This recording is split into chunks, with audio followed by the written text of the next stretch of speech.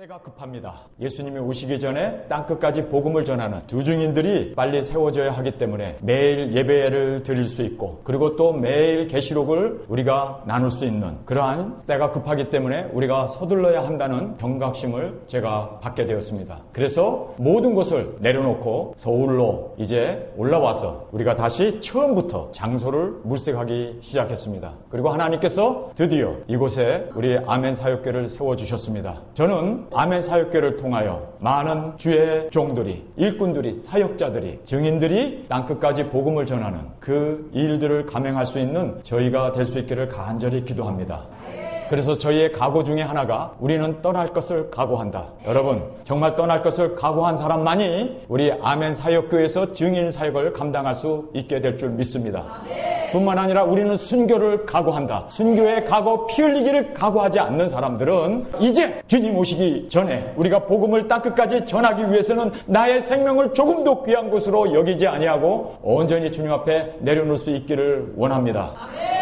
제가 가는데 11시간, 오는데 13시간 비행기를 타고 지난 주일날 예배가 끝나자마자 저는 미국으로 들어갔습니다. 그리고 2박 3일 동안 불이 나게 42년 동안 미국 생활했던 그 모든 집과 차와 그리고 생활용품들을 2박 3일 동안 정리해야 했습니다. 저는 정리하면서 하나님 앞에 많이 울었습니다. 내가 이렇게 못된 놈이었구나. 얼마나 짐들이 구석구석에서 나오는지. 물건을 집을 때마다 저에게는 3가지 선택밖에 없었습니다. 버릴 것인가, 다른 사람에게 줄 것인가, 아니면 한국에 가지고 올 것인가. 모든 짐, 제가 가지고 있는 모든 가재도구들, 가지고 있는 컴퓨터들, 교회 용품들, 모든 것, 하물며 결혼했던 앨범까지도, 어린아이들이 태어나갖고 돌사진을 찍었던 그 어린아이의 그 모든 사진첩까지도 제 손에 들려졌을 때 이걸 과연 내가 가지고 가야 하는지 버려야 하는지. 여러분, 저는요, 주님 오시기 전에 이번에 제대로 된 심판을 받았습니다. 하나하나를 집을 때마다 셋 중에 하나를 해야 되는데 제가 99.9%는 버렸습니다. 그리고 한국에 가지고 온 것은 보따리 3덩어리였습니다. 너무 많은 것을 버렸습니다. 물건을 집을 때마다 너무 귀한 것도 많아요. 결혼 때 받았던 시계도 있었습니다.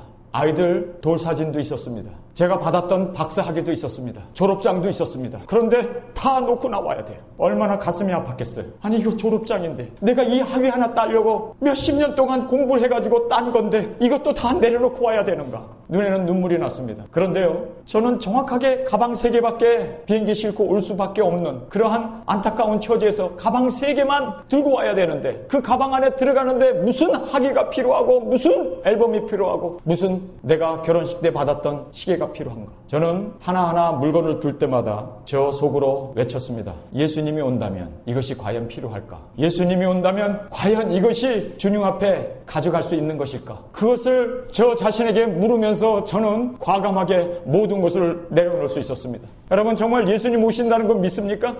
때가 급하다는 거 정말 믿습니까? 그러면은요, 우리에게 있어서는 붙잡을 게 아무것도 없더라고요. 학위도 아니었고 돈도 아니었고 건강도 아니었고 주님이 오신다면 모든 것이 다 무용지물이라는 것을 이번에 주님 앞에서 철저히 깨닫고 철저히 제 자신을 비울 수 있는 99%를 버려야 하는 그 모든 아픔을 주님 앞에서 회개하면서, 하나님, 주님이 오시는데 정말 아무것도 필요 없는데 정말 주님 앞에 무용지물인 세상 것 다 내려놓고 떠나야 되는데, 하나님, 내가 주님의 재림을 외쳤고 주님의 재림을 많은 사람들에게 설교로 책을 쓰면서 그렇게 전했는데, 하나님, 정말 저는 외식하는 자가 되었었습니다. 불필요한 것들을 너무 많이 쌓아두었습니다. 왜 옷이 이렇게 많아야 되고 왜 신발이 이렇게 많아야 되고 왜 이렇게 가재도구가 많아야 합니까? 정말 저는 주님 앞에서 저의 자신을 돌아보면서 눈물을 흘리며 회개할 수 있었던 그런 시간을 가질 수 있었습니다. 참으로 귀한 시간이었습니다. 너무나 저 자신을 돌아볼 수 있는 회개의 시간이었습니다. 많이 울었습니다. 아까워서가 아니라 내가 이런 불필요한 것들을 쌓아놓고 살았었구나. 정말 나는 주님이 오신다는 것을 강하게 전했고 정말 신앙을 갖자고 그렇게 사람들에게 외쳤는데, 의외로 나는 외식하는 자가 되어서 주님 용서하여 주옵소서. 내가 이거를 왜 샀는지, 내가 이것을 왜 가지고 있었는지, 왜 이것을 내가 그렇게 귀중한 것으로 껴안고 있었는지, 모든 것 하나하나를 보면서 내 자신을 볼 수 있었고 내 자신의 탐욕과 내 자신에 대한 너무 부족한 주님 앞에서 회개의 눈물을 흘릴 수밖에 없었던 것을 이번 2박 3일을 제가 한국을 다녀오면서 뼈저리게 주님 안에서 회개의 통의 눈물을 흘릴 수 있었습니다. 저는 이제 한국 땅에 오면서 모든 것 다 내려놓고 온 사람으로서 이제는 주님밖에 없음을 어제 혼자 밤에 자면서 예수님 나 다른 공부 알잖아요. 가방 5개밖에 없어. 이제 주님만 있으면 됩니다. 주님이 오시는 그날만 바라보고 주님 내가 이 땅에서 해야 할 일, 두 증인들을 일으켜 세우는 이 일을 위하여 목숨을 바치겠습니다.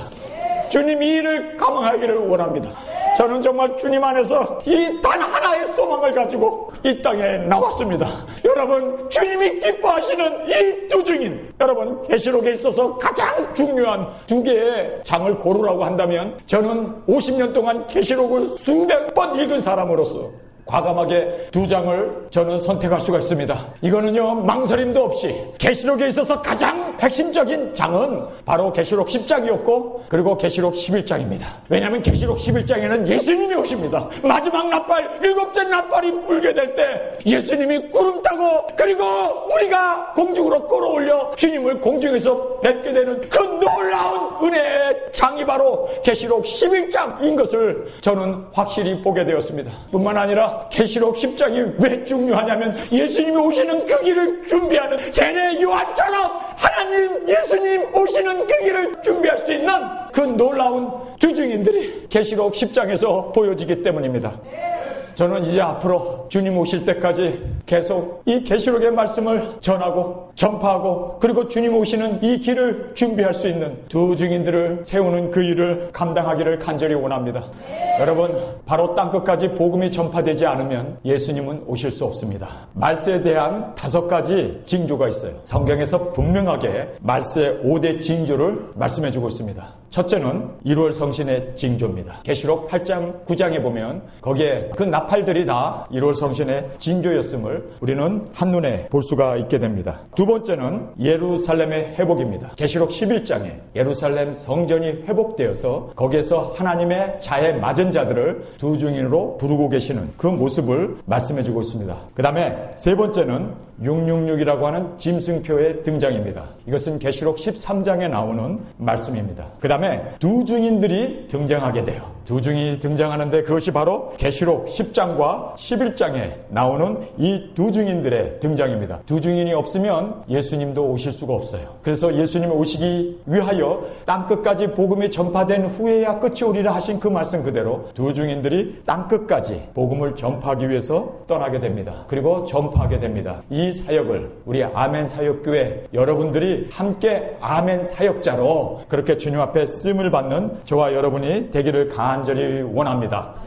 이 5가지 징조가 계시록에 그대로 나와 있습니다. 여러분 지금 우리가 살고 있는 이 시대는 정말 예수님이 오시기 일보 직전인 이 5가지 징조가 지금 ing로 벌어지고 있는 그런 상황에 우리가 살고 있다는 사실입니다. 이렇게 지금 주님이 오시기 일보 직전인 이 시대에 우리가 살고 있는데 이 세상은 술에 빠져서 세상의 향락과 쾌락에 빠져서 모든 사람이 졸고 자고 그리고 주님이 오신다고 하는 이 경각심을 갖고 있지 못하는 모든 사람들이 답답하고 이 교회를 다녀보고 저 교회를 다녀보고 큰 교회를 다녀보고 중소형 교회를 다녀보고 여러 교회를 다니면서 그들이 한결같이 하는 고백이 왜 종말에 대한 말씀을 전하지 않을까? 왜 주님이 오시기 일보 직전인 이때에 떼어서 주님 앞에 온전히 헌신하고 주 앞에 그렇게 충성된 일꾼으로 세움을 받는 이 증인 사역에 대한 말씀을 전하지 않을까? 많은 사람들이 정말 가슴을 치면서 답답해하는 그런 시대에 우리가 살고 있습니다.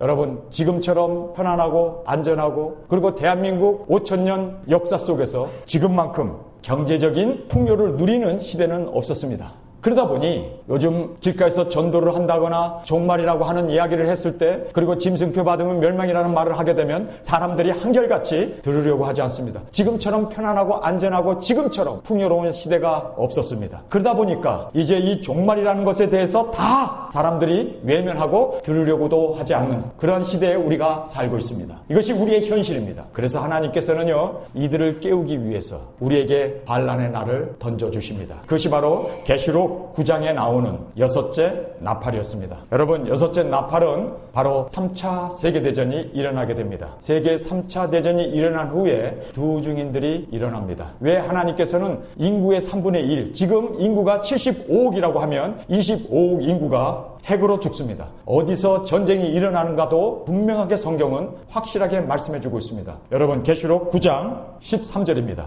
여섯째 천사가 나팔을 불매 내가 들으니 하나님 앞 금단 네 뿔에서 한 음성이 나서 나팔 가진 여섯째 천사에게 말하기를 큰 강 유브라데에 결박한 네 천사를 놓아주라 하며 네 천사가 놓였으니 그들은 그 년 월 일시에 이르러 사람의 3분의 1을 죽이기로 예비한 자들이더라. 인류 역사상 인구의 3분의 1이 죽는 그러한 대참사는 없었습니다. 뿐만 아니라 그 년 월 일시 순간적으로 사람 3분의 1이 죽는, 이것은 분명한 핵전쟁입니다. 전 목사는 그걸 핵전쟁이라고 어떻게 이야기할 수 있느냐? 성경을 보면요, 구체적으로 죽이는 그 무기가 나옵니다. 빛이었습니다. 성경을 보시기 바랍니다. 마병대의 수는 2만만이니 16절입니다. 내가 그들의 수를 들었노라. 이같이 이상한 가운데 그 말들과 그 탄자들을 보니 불빛이죠, 자줏빛이죠, 유황빛이죠. 빛으로 사람을 죽이는. 여러분, 지금까지 인류를 빛으로 죽이는 그러한 전쟁은 없었습니다. 그런데 여기에 보니까 불빛과 자줏빛과 유황빛, 여러분, 핵이 터지는 순간 번쩍하는 성광과 함께 인류는 잿더미로 타들어가 죽게 됩니다. 3분의 1이 죽는 이러한 25억 인구가 쓰러져 죽어야 하는 그 지형까지 정확하게 말씀해주고 있는 곳이 바로 유브라데 강이었습니다. 여러분, 유브라데 강은 이란과 이라크가 있는, 지금 아이시스가 활개를 치고 있는 그 장소입니다. 그들이 핵을 가지고 핵을 터뜨리게 되면 인류의 3분의 1이 죽는 그러한 대참사가 성경에서는 정확하게 지명과 그리고 그 무기의 모습과 뿐만 아니라 18절에 이 세 장에 곧 저희 입에서 나오는 불과 연기와 유황. 옛날에는요, 2000년 전에 전쟁은 칼과 활과 창으로 싸우는 전쟁이었습니다. 그런데 여기 보니까 연기, 유황, 불,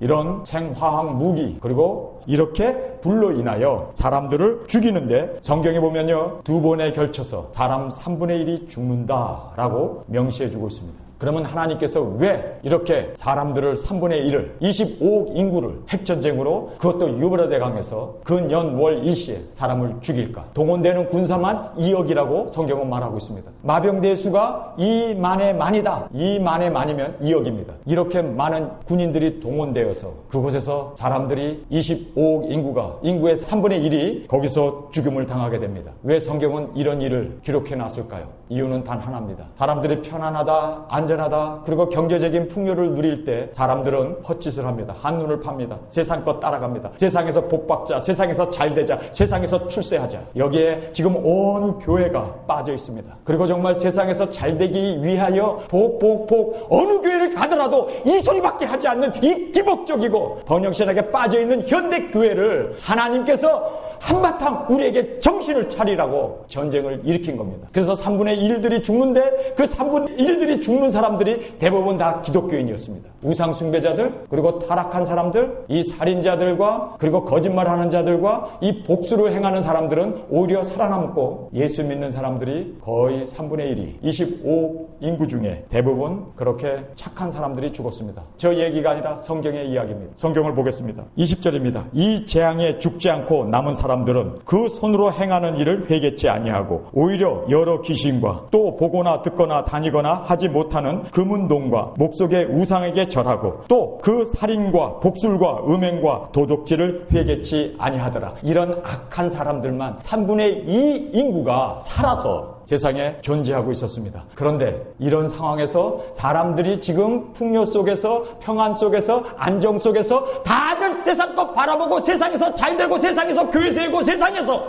부유하자고 하는 그런 세상 사람들에게, 그리고 교회에게 하나님께서는 이 경각심을 일으켜 세웠음으로 말미암아 그들이 정말 환난을 당하게 되고 어려움을 당하게 될 때 우상을 버리고 주님 앞으로 귀일되게 되는 그 일을 하나님께서 일으키셨던 것을 성경은 우리에게 분명하게 말해주고 있습니다. 여러분, 예레미야서 2장 27절에 보면 너희들이 손으로 만든 돌과 나무와 그런 우상에 절하고 그것이 마치 내 아버지다, 내 자식이다, 그것을 사랑하지만 너희가 환난을 당하게 되면 너희들이 내게로 돌아오게 된다. 환난을 당하게 되면, 어려움을 당하게 되면 오지 말라고 해도 너희들이 하나님 앞에 귀일하고 하나님 앞에 돌아오게 된다는 것을 예레미야에서 분명하게 말씀해 주고 있습니다. 이사야서 26장 16절에서도, 그리고 호세아 5장 15절에서도 너희들이 환난을 당하고 어려움을 당하면 내게 얼굴을 돌리리라. 너희들이 회개에 자복하면서 내게 나올 것을 말씀해 주고 있습니다. 그래서 이 세계 3차 세계대전은 우리를 깨우기 위한 기독교가 다 잠들어 있고 세상 술에 취해 있고 세상 것 쫓아가고 세상에서 호호식하는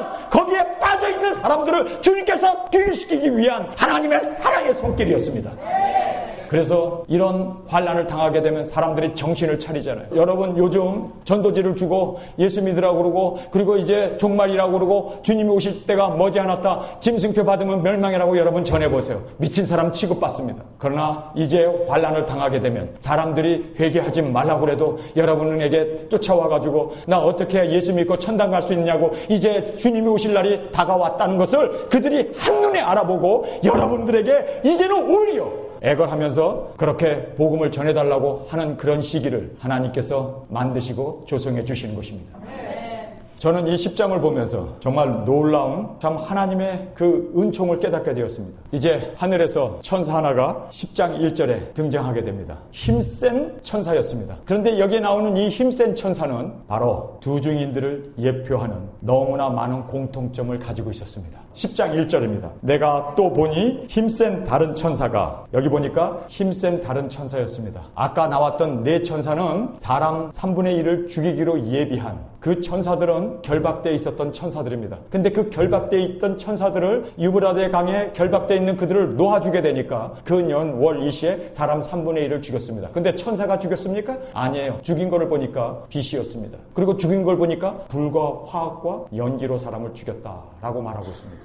그러니까 사실상 이 네 천사가 바람이 불지 못하도록, 환란이 불지 못하도록 그렇게 붙잡고 있었는데 그 천사들이 놓아주게 되니까 이제 그 년 월 일시에 세상에 3차 세계대전으로 인구의 3분의 1이 죽게 되는 그 대참사를 성경에서 말씀해주고 있는 것입니다. 그리고 10장 1절에 보면 또 다른 천사였습니다. 그 천사가 아니라, 사람을 죽이는 천사가 아니라 이제는 하늘에서부터 힘센 다른 천사가 내려오고 있습니다. 이 천사가 바로 우리 두 증인들을 예표하고 있는 힘센 천사였습니다. 이 천사를 주목해 보면서 앞으로 우리도 이렇게 복음을 전해야겠구나, 이렇게 능력을 받고 이렇게 하나님의 말씀을 땅끝까지 전하는, 바다와 땅을 밟고 섰는 이 천사의 표노인 책이라고 하는 이 책을 우리가 받아서 땅끝까지 복음을 전하는 그 일을 감당하게 되는 것을 성경은 말씀해주고 있습니다. 10장 1절 내가 또 보니 힘센 다른 천사가 구름을 입고, 여러분 여기서 보면요 구름을 입었다라고 얘기하고 있습니다. 구름으로 몸을 두르고 하늘에서 힘센 천사가 내려옵니다. 여러분 계시록 11장 3절에 보면 두 증인들이 나타나게 됩니다. 근데 그 두 증인들이 입고 있는 옷이 뭐였습니까? 붉은 베옷이었습니다. 구름과 같은.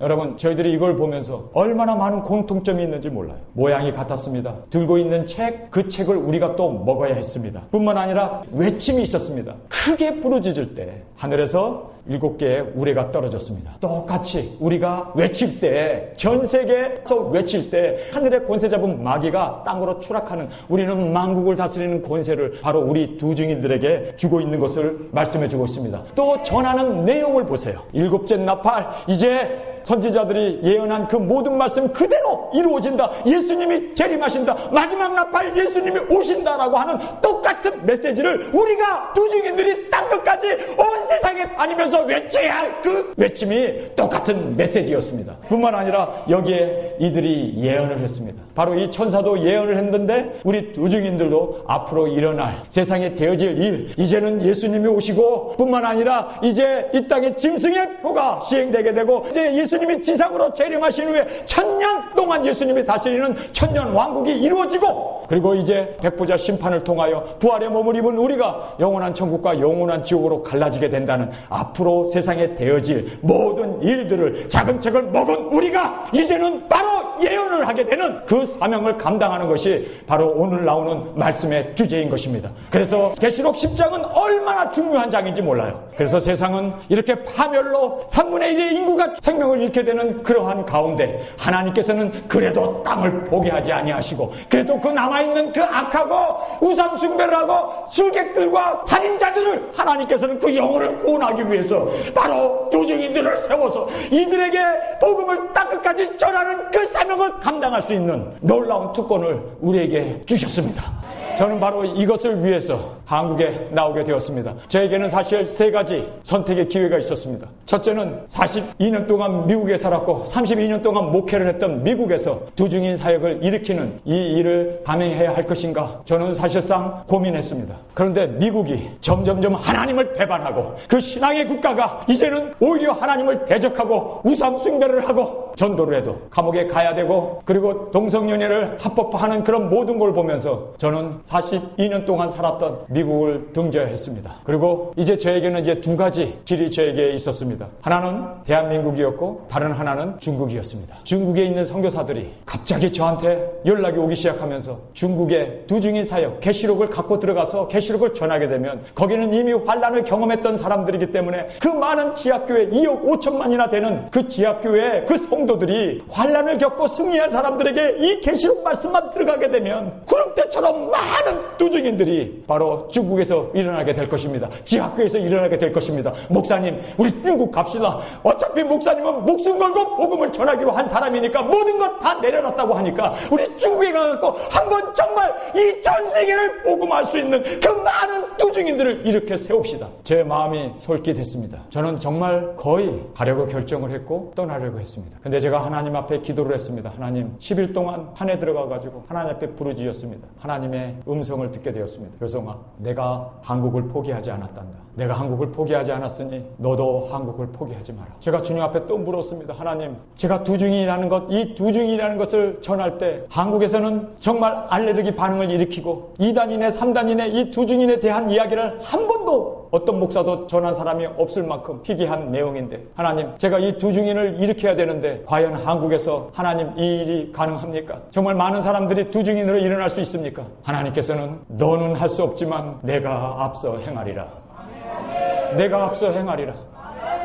사실 저는 중국에 대한 마음이 많았고 미련도 많았습니다. 그런데 이 역경이고 환란이고 힘든 대한민국을 제가 택할 수 있었던 것은 저희 어머님 쪽이나 저희 아버님 쪽이나 저희 집안에는요 엄청난 독립투사가 많았습니다. 대한민국 독립을 위해서 일본들과 싸우고 피 흘렸던, 그리고 순교의 피를 흘렸던 그 저희들의 할머니, 할아버지, 저희의 선조들이 있었습니다. 양쪽 집안으로 다 있었습니다. 저에게도 독립투사의 피가 흘렀습니다. 저는 한국을 위해서 조국이 없으면 신앙의 자유도 없고 조국이 없으면 우리는 유리당할 수밖에 없는 호로에 지나지 않는다. 우리 할아버지 할머님들이 저에게 일러주었던 그 말이 있었습니다. 그래, 내가 한국을 위해서, 어차피 나는 주를 위하여 피를 흘리기로 작정한 사람인데 우리 조국에서 많은 두중인들이 일어나게 하여 주옵소서.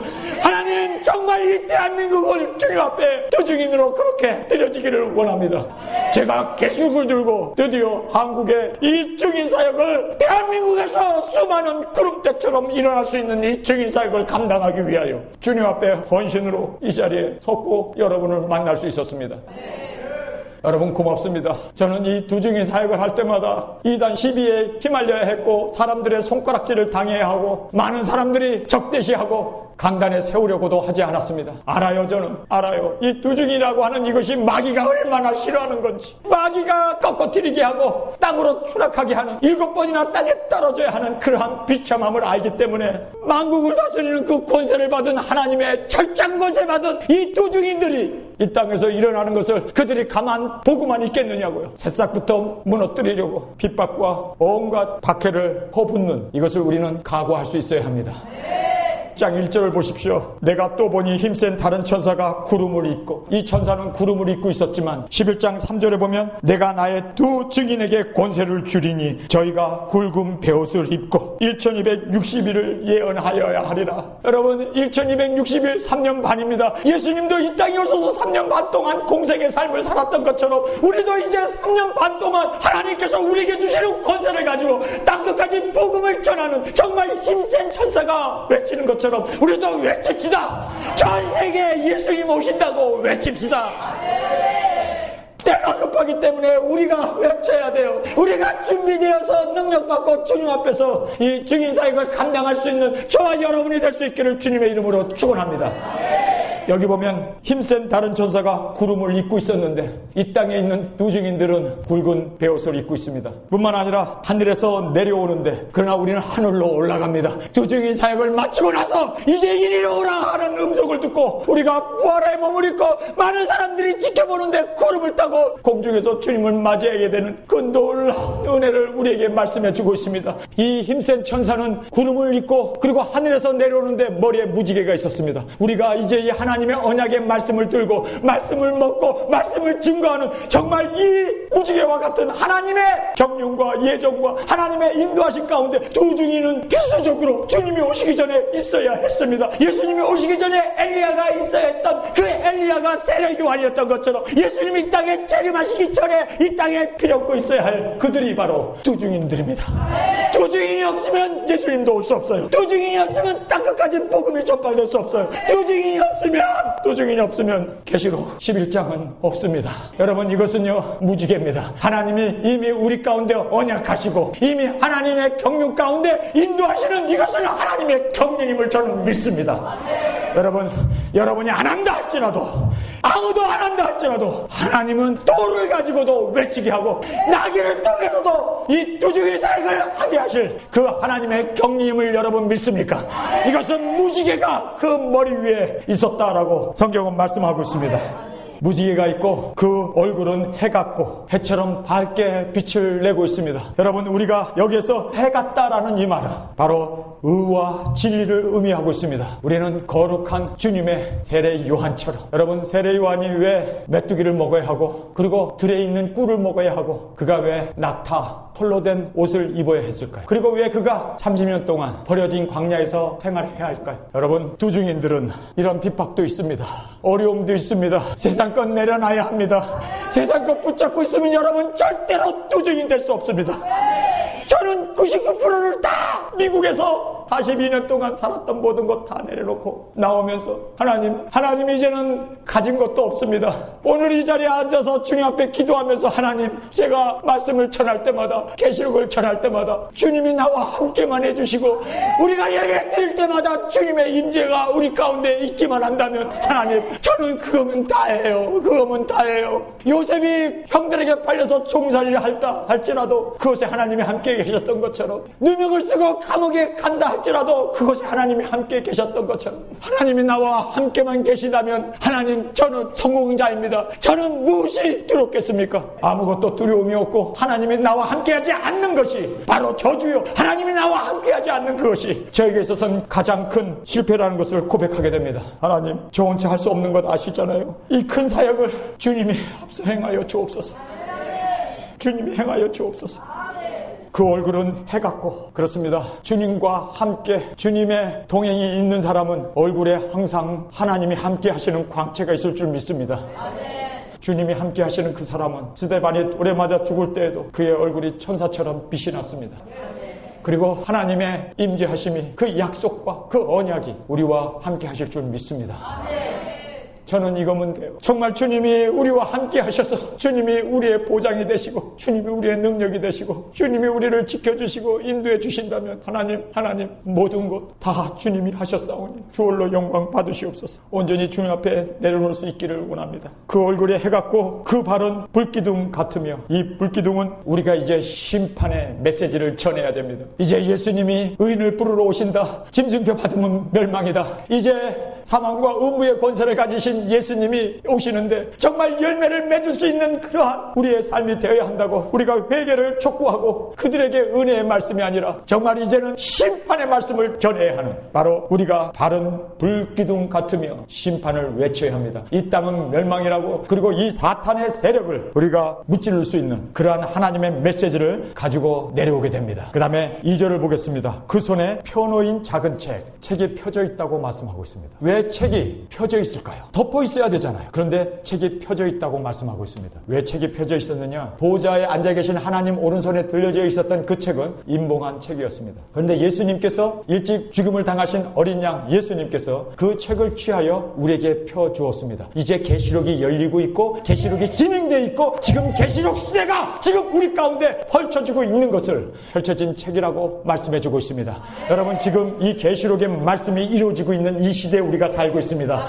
여러분, 정말 여러분의 손에 들려있는 책은, 계시록의 이 작은 책은 펴져 있습니까? 아니면 덮여져 있습니까? 정말 우리의 삶을 돌아볼 수 있어야 돼요. 이 하나님의 말씀이 열려져 있고 예수님이 지금 임봉한 이 예언의 말씀을 우리에게 십자가에 죽으시면서 요한이 정말 주님 앞에서 크게 울면서, 천국은 눈물이 없는 곳인데 요한은 거기서 크게 울면서 저 책을 필 사람이 없어서 그가 울므로 말미암아 하나님께서 그 책을 어린 양 예수님에게 주셔서 예수님이 이 책을 펴주셨습니다. 여러분, 이제 하늘의 모든 비밀들이 우리에게 공개되어졌습니다. 이것이 바로 요한 계시록이었고, 그리고 이 계시록은 예수 그리스도의 계시라고 그렇게 말씀되어져 있는 이 책이 우리 가운데 열려져 있습니다. 지금 이 계시록의 말씀이 진행되고 있습니다. 이제 주님이 오실 날이 정말 가깝게 우리 가운데 다가오고 있는 이 시대에 우리가 살고 있는 것을 성경은 우리에게 분명히 말씀해주고 있습니다. 그 손에 펴놓인 작은 책을 들고 그 오른발은 바다를 밟고 왼발은 땅을 밟고, 이 책을 이제는 땅과 바다를 밟고 있는 이 천사가 이 책을 예언의 이 말씀을 외치게 되는데, 그것이 바로 성경에 나와 있는 3절의 말씀입니다. 사자의 부르짖는 것 같이 큰 소리로 외치니, 사자가 부르짖는 것처럼 큰 소리로 이제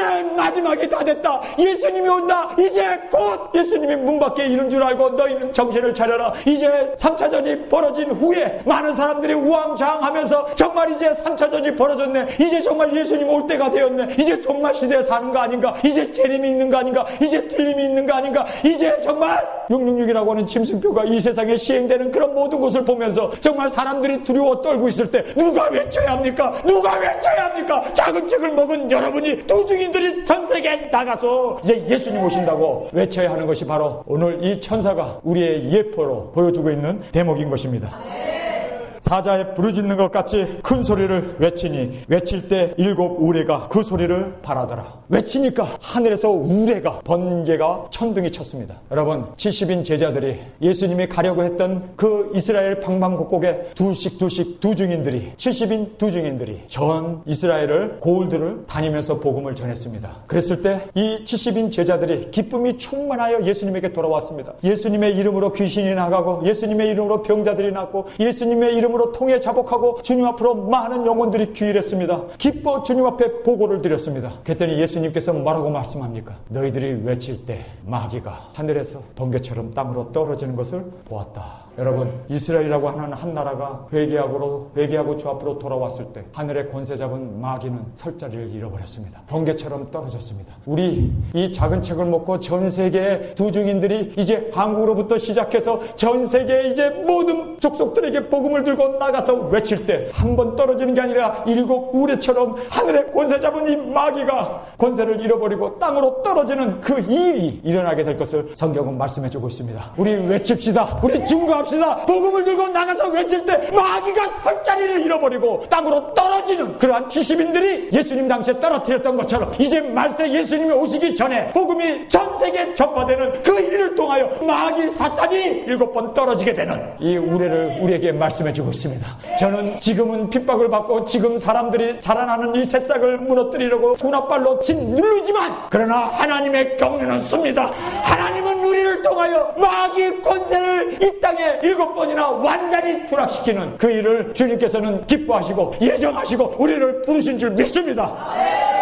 4절입니다. 7 우레가 발할 때 내가 기록하려고 하다가 곧 들으니 하늘에서 소리가 나서 말하기를 7 우레를 발하는 것은 임봉하고 기록하지 말라 하더라. 저는 여기서요, 왜 이거를 임봉하고 기록하지 말라고 했을까? 이 두 증인의 사역에 대해서 엄청난 그 마귀들이 7번이나 떨어지는, 번개가 떨어지는 이 모든 일들을 우리에게 설명해 주었으면 얼마나 좋았을까? 왜 임봉하라고 했을까? 여러분, 계시록에서요, 이 모든 말씀은 임봉하지 말고 개봉하라, 이제 때가 가깝다라고 그렇게 성경은 말하고 있습니다. 그런데 성경에 유일하게 임봉되어져 있는 말씀은 7 우레에 대한 이 말씀은 임봉해 두라고 말씀하고 있습니다. 그래서 신학교에서, 그래서 목사님들이. 그래서 임봉되어져 있는 말씀이기 때문에 이 두 증인에 대한 것을 들어도 보아도 진정으로 깨달을 수 없었던 것이 바로 임봉되었기 때문입니다. 하나님은 이제 두 증인 사역자로 나선 우리에게 임봉의 말씀을 열어주셨습니다. 우리는 확실하게 보입니다. 왜 임봉에 두었는지 이유는 단 하나입니다. 단 하나입니다. 바로 두 증인들을 보호하기 위해서입니다. 여기에 구체적으로 이 두 증인들이 사역을 하게 됨으로 말미암아 마귀들이 막 떨어지고 그들이 정말 설자를 잃어버리게 되는 그런 상황을 마귀들이 보게 되면 우리를 얼마나 더 죽이려고, 우리를 얼마나 더 핍박하고 해하려고 박해를 하겠습니까? 여기서 밀봉되어 있는 것이 너무너무 감사해요. 우리 두 증인들은요, 이 밀봉되어 있는 이 말씀대로 우리는 서로를 위하여 기도해주고 지켜줘야 합니다. 우리는 죽어도 같이 죽고 살아도 같이 살고 끝까지 우리는 비밀을 지킬 수 있는 이 두 증인이 되어야 합니다. 우리가 발설해버리면 우리 가운데 밀고자가 생기게 되고 형제가 형제를 죽이고 우리를 해하고 그래서 죽는 자리에 넘겨주는 그러한 박해 시대가 있습니다. 형제를 위하여 입 다물고 죽을 수 있는 하나님은 우리를 보호해 주셔야 합니다. 그렇지 않으면 두 증인은 일어날 수가 없습니다. 그래서 하나님이 보호 차원에서 임봉하고 기록하지 말라고 말했던 것입니다. 우리를 지켜주시기 위해서. 그 다음 말씀입니다. 5절에 내가 본 바 바다와 땅을 밟고 섰는 천사가 하늘을 향하여 오른손을 들고, 이 천사가 땅과 바다를 밟고 있으면서 손에는 펴놓인 작은 책을 들고 있었습니다. 그리고 하나님을 향하여 맹세를 하고 있습니다. 근데 이 맹세는 틀릴 수 없는, 왜냐하면 하나님의 말씀, 그리고 또 이제 하나님을 향하여 맹세하고 있습니다. 그 맹세가 뭡니까? 여러분, 저는 6절의 말씀을 보면서 그냥 세세토록 살아계신 하나님, 천지를 창조하신 하나님하고 그냥 끝나버릴 일인데 구체적으로 반복적으로 이렇게 이야기하고 있습니다. 6절을 보니까 세세토록 살아계신 자 곧 하늘과 그 가운데 있는 물건이며 땅과 그 가운데 있는 물건이며 바다와 그 가운데 있는 물건을 창조하신 이를 가리켜 맹세하여 가로되 지체하지 아니하리니. 왜 여기서 그냥 천지를 창조하신 자다, 그러면 다 될 텐데 땅을 창조하고 물건을 창조한, 바다를 창조하고 또 물건을 창조한, 그리고 여기 보면 하늘을 창조하고 또 물건을 창조한, 왜 이렇게 계속 구체적으로, 너무 구체적으로 이렇게 설명하는 이유가 뭔가? 이 이야기는요 단 하나입니다. 이거는 확실하다는 것을 강조하기 위해서 이렇게 반복 효과를 쓰고 있는 것입니다. 여러분, 666이라고 하는 이 짐승의 표도 성경을 보시면요 13장에 보면 16절에 이렇게 기록되어 있습니다. 여기 보면은요 그냥 세상에 있는 모든 자들이 이마와 손에 표를 받는다 이렇게 하면 끝날 일인데 구체적으로 반복하여서 말씀하고 있습니다. 저가 모든 자라고 그러면 끝나는데 곧 작은 자나 큰 자나 부자나 빈궁한 자나 자유한 자나 종들로 그 오른손이나 이마에 표를 받게 하고, 여기서도 보면 이 반복 효과를 쓰고 있습니다. 확실하다는 거예요. 상징이 아니라는 거예요. 모든 남녀노소 어린아이 어른 할 것 없이 부자나 가난한 자나 종이나 자유자나 다 이거를 다라는 걸 강조하기 위해서 이렇게 구체적으로 세세하게 반복적으로 그렇게 설명하고 있는데, 어떻게 이렇게 세밀하게 확실하게 성경은 말씀하고 있는데 상징이라고 받아도 된다고 그 많은 영혼들을 지옥으로 몰아넣는, 여러분 정말 이러한 하나님의 말씀에 대한 도전은 하나님께서 분명코 심판하실 줄 믿습니다. 여기 보니까 모든 자라고만 얘기하지 않고 부자나 가난한 자나 어린아이나 어른이냐 자유자나 종이나, 여기서 계속적으로 이렇게 강하게 설명하는 이유는 확실하다. 현대판 목사들이 상징이라고 치부할까봐 절대 그렇지 않다는 것을 확실하게 설명해 주기 위해서 이 반어법을 쓰고 있는 것을, 그리고 반복법을 쓰고 있는 것을 성경은 말씀해 주고 있는 것입니다. 왼손에 열려있는 작은 책을 들고 오른손을 하나님을 향하여 맹세하면서 뭘 얘기합니까? 그냥 창조자다 이렇게 얘기합니까? 바다, 그리고 그 가운데 있는 모든 것, 하늘 그 가운데 있는 모든 것, 땅 그 가운데 있는 삼라만상을 강조하는 이유는 이거는 확실하다, 이거는 성경을 가지고 그리고 하나님을 향하여 오른손을 들고 맹세하였다라고 말하는 것은요, 이건 틀릴 수 없는 하나님의 말씀인 것을 그가 맹세하면서 우리에게 확신을 주고 있는 말씀인 것입니다. 저는 이 말씀을 대하면서 이 말씀에 목숨을 걸어야겠구나, 이 말씀에 저의 생명을 걸었습니다. 그가 뭐라고 얘기합니까? 이 말씀은 확실합니다. 이 말씀은 틀릴 수 없습니다. 이 말씀은 진리입니다. 뭐라고 맹세했습니까? 여러분 보시기 바랍니다. 그 맹세한 내용을 보시기 바랍니다. 지체하지 아니하리니. 예수님 아직 오지 않았습니다. 많은 사람들이 환난 전에 예수님 온다고 거기에 그냥 온통 집중하고 사는데, 이 맹세하고 있는 이 천사는 예수님이 지금 지체하지 않냐고 오신다고 말씀하고 있습니다. 여러분, 환난 전 휴거 주거를 누가 말했는 줄 아세요? 프리메이슨에서 만들어낸 겁니다. 캐톨릭에서 조작한 겁니다. 그거에 그냥 사람들이 사로잡혀서 기복적인 신앙에 사로잡고 번영신학에 사로잡혀 있는 사람들이 환란전 휴거, 우리는 환란과 관계없이 우리는 들림받는다, 이 사탄의 소리에 그래서 두중인들이 일어나지 못하게 하는 거예요. 그래서 인봉된 이 말씀이 열리지가 않았기 때문에 한국에서는 환란전 휴거에 완전히 사로잡혀가지고 지금 대한민국에서는 두중인 이야기만 하면 박해요, 이단이요, 혼탁의 시대에 살고 있는 것이, 여러분, 저는요 이 천사가 하나님을 향하여 그의 이름을 가지고 맹세를 한 이 맹세는 예수님이 아직 안 오셨다는 거예요. 이제 오십니다. 언제 오십니까? 계시록 11장에 오십니다. 일곱째 나팔, 마지막 나팔에 오십니다. 여러분, 성경을 보세요. 창조하신 이를 가리켜 맹세하여 가로되 지체하지 아니하리니, 예수님이 지체하지 아니하고 오십니다. 아직 오시지 않았습니다. 이제 오십니다. 이제 일곱째 나팔에, 마지막 나팔에 예수님께서 오십니다. 저는 여기에 목숨을 걸었습니다. 왠지 아세요? 10살 때 제가 이 계시록 작은 책을 먹으라고 하는 그 말씀을 듣고 저는 50년 동안 계시록을 연구했습니다. 그리고 50년 동안 이 두중인 사역을 위해서 50년 동안 기대해온 사람입니다. 그런데 계시록을 읽으면 읽을수록, 저도 탈버트 신학교를 다니는데 그 탈버트 신학교가 환란전 휴거를 가르칩니다. 그래서 저도 그렇게 배우고 그렇게 설교하고 그렇게 전했습니다. 그런데 계시록을 읽으면서 아닌 거예요. 계시록 말씀이 맞는 거예요. 신학교에서 가르친 것이 틀린 거예요. 그래서 제가 공적으로 사과를 했습니다. 내가 잘못 가르쳤습니다. 용서해 주십시오. 그리고 하나님의 말씀을 붙잡읍시다. 여기에 지금 맹세하고 있는 이 힘센 천사의 맹세는 틀릴 수 없습니다. 신학자는 틀릴 수 있고 신학교는 틀릴 수 있지만 하나님의 말씀을 붙잡고 그리고 오른손을 들고 하나님의 이름을 맹세하시는 이 천사의 맹세는 저는 틀릴 수 없다고 믿습니다. 그래서 저의 삶을 여기에 걸었습니다. 여러분, 7절에 일곱째 천사가 소리내는 날, 일곱째 천사, 일곱째 나팔이 불게 되면, 그 나팔을 불게 될 때 하나님의 비밀이 그 종 선지자들에게 전하신 복음과 같이 이루리라. 이루리라. 아직 이루어지지 않았다고 말씀하면서 이루리라.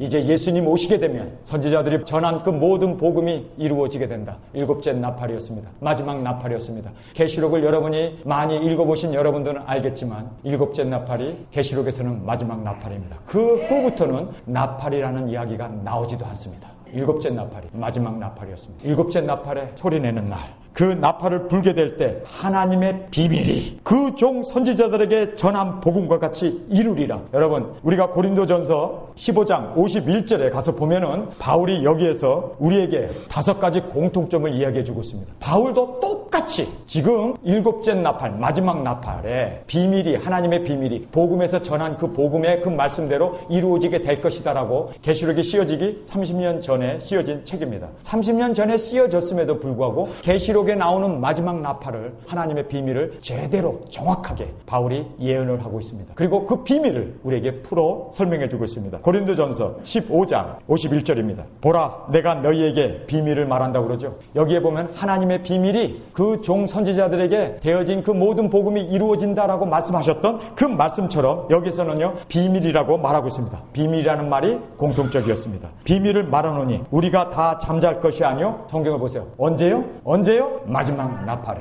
마지막 나팔. 계시록에서 그리고 성경에서의 마지막 나팔은 일곱째 나팔이었습니다. 일곱째 나팔이 불게 되면, 그 나팔이 불게 될 때 하나님의 비밀이 그 종 선지자들에게 예언되어져 있는 그 말씀이 이루리라. 복음이 이루어진다. 여러분, 이래도 안 믿으실래요? 이래도 안 믿는다면 여러분은요, 정말 눈이 있고 귀가 열려도 하나님의 말씀을 안 믿기로 작정한 사람들이지, 하나님의 말씀을 있는 그대로 믿는다면 여기에 마지막 나팔에 순식간에 호련이 다 변화하리니 나팔 소리가 나매 죽은 자들이 썩지 않을 것으로 다시 살고 우리도 변화하리니 이 썩을 것이 불갑을 썩지 않을 것을 잊겠고 이 죽을 것이 죽지 않을 입으리로다. 이 썩을 것이 썩지 않음을 잊고 이 죽을 것이 죽지 않음을 입을 때에는 사망이 이김의 상品바 되리니 기록된 말씀, 여기 기록된 말씀이 나오죠. 기록된 말씀이 응하리라. 선지자들을 통해서 여기에 7절에 나와 있는 대로 일곱째 천사가 소리내는 날, 그 나팔을 불게 될 때 하나님의 비밀이죠. 요한도 비밀이라고 말을 했습니다. 마지막 나팔이라는 말도 똑같고 비밀이라는 말도 똑같고, 그리고 그 종 선지자에게 전한 복음이 이루어진다. 응하리라. 이루어진다. 똑같은 말을 바울도 사용하고 있고, 그리고 또 이 천사도 똑같은 말을 사용하고 있습니다. 이제 우리 이 두 증인들이 3차전이 일어난 후에 일어나게 됩니다. 이제는 붉은 베옷을 입고 이제 이 천사가 외친 것처럼 땅과 바다를 밟고 있는 우리는 전 세계로 흩어져서 복음을 전하게 됩니다. 근데 그 전하게 될 때 그 외치는 소리로 인하여 마귀가 공중에서 떨어집니다. 바로 만국을 다스리는 권세를, 철장 권세를 우리에게 주셨기 때문에 우리가 그 능력을 힘입고 이제 전 세계 방방곡곡을 다니면서 복음을 전할 때 마귀가 떨어집니다. 그런데 우리가 외쳐야 할 그 외침은 다른 게 아닙니다. 일곱째 나팔에 예수님 오신다. 이제 복음이 응하여진다. 이제 이 말씀 그대로 속히 임하신다. 여기 나와 있는 대로 지체하지 아니하리라. 지체하지 아니하리라. 이제 시간이 다 됐습니다. 예수님 올 때가 다 됐습니다. 이제 깨어나야 합니다. 이제 틀림이 있습니다. 이제 회개하고 주 앞으로 귀를 내야 합니다. 이제 짐승 정권이 나와서 666이라고 하는 짐승뼈를 전 세계 사람들 이마와 손에 심고 그것으로 우리를 다스리게 됩니다.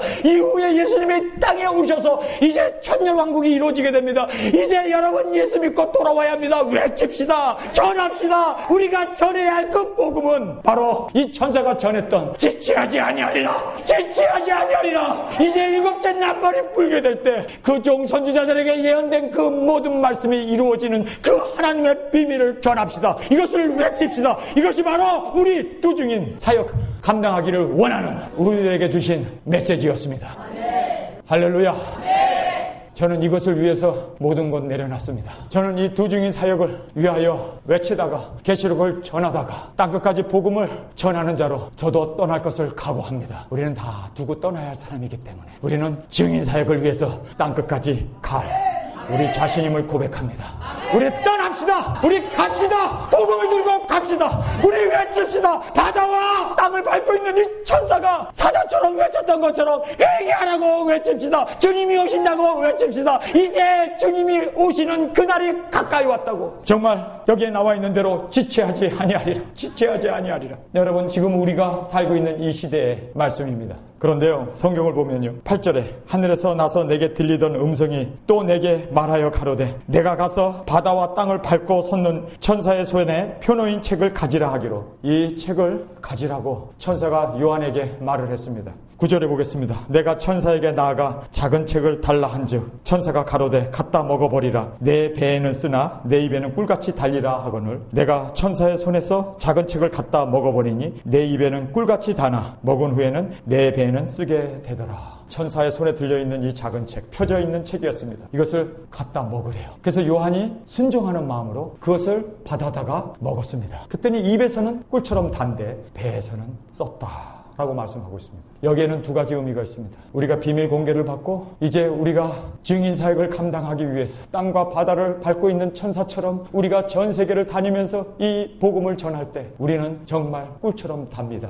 비밀 공개를 받았기 때문에. 그런데 우리 배는, 우리 가슴은 너무너무 아파요. 아직도 잠들어 있는 교회를 보면서, 우리를 박해하고 있는 그들을 보면서, 짐승표 얘기하면 이단이라고 그러고 이제 종말 시대라고 얘기하면 이단이라고 하고 그들을 보면은 정말 눈물이 나요. 같은 예수님을 믿고 같은 성경을 보고 같은 계시록 책을 갖고 있는데 어떻게 그렇게 눈이 멀었는지, 어떻게 그렇게 입이 막혀 있는지 너무너무 안타까워요. 너무너무 안타까워요. 여러분 가슴이 안 아픕니까? 저는 우리 주위에 있는 아직도 깨닫지 못하고 있는 이 작은 책을 먹지 못한 사람들의 그들의 모습을 보면서 너무너무 가슴이 아파서 하나님 저들 어떡해요? 저들 어떡해요? 세상이 안지 알고 저렇게 세상 것 따라가고 세상 것 바라보고 세상에서 흥청망청 이 정욕적인 것에 빠져서 살고 있는 저들을 어떡해요? 아버지 가슴이 아픕니다. 가슴이 아픕니다. 이 하나님의 비밀 공개를 받은 마음은 즐거운데 이거를 먹고 나서, 이것을 깨닫고 나서 세상을 바라보니까, 예수 믿는 사람들을 바라보니까 너무너무 안타까워. 가슴이 아파서 주님 앞에 날마다 울 수밖에 없는 하나님 어떻게 해요? 하나님 어떻게? 우리 형제 자매들, 이 한국에 있는 저 많은 교회들 의리하게 건물을 쳐놓고 사람들이 구름대처럼 모이는데 짐승표 받아도 된다고, 구원하고 관계없다고, 종교다원주의 WCC에 빠져버리고, 아버지 어떡해요? 종말신앙 다 버려버리고 한번 구원은 영원한 구원이라고 죄를 밥 먹듯이 지면서도 구원 받았다고 저렇게 자만에 빠져있는 저들 어떡해요? 주님 어떡해요? 어떡해요? 여러분 눈물 안 납니까? 이것이 바로 작은 책을 먹은 자의 눈물입니다. 작은 책을 먹은 자의 가슴 저며오는 깨달은 자들의 고통입니다. 이것이 바로 첫 번째 의미였습니다. 두 번째 의미는 좀 더 실제적입니다. 우리가 전 세계 작은 책을 먹고 이제는 세계 방방곡곡 열방을 향하여 복음을 전할 때 얼마나 많은 영혼들이 주 앞으로 귀일되고 영생을 얻고 회개하고 마귀가 7번이나 떨어지는 그 모든 것을 바라보면서 우리는 얼마나 기쁨이 충만할까요? 얼마나 우리는 정말 입에는 꿀처럼 한데 복음을 전할 때. 그런데 배는 아파요. 먹은 후에 배는 아파요. 뭘 얘기합니까? 우리도 예수님처럼 순교하고 죽어야 돼요. 우리의 사명을 마쳤을 때 예수님이 죽었던 것처럼 우리도 죽어야 돼요. 우리도 피 흘림을 당해야 돼요.